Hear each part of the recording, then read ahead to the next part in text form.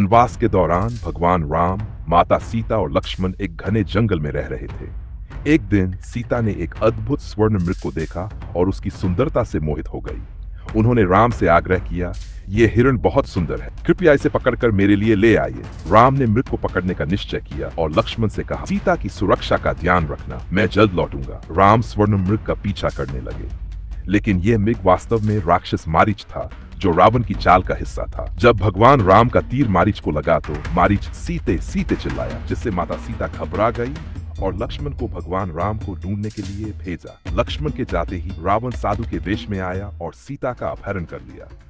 जब राम लौटे तो उन्होंने सीता को न पाकर अपनी भूल समझी।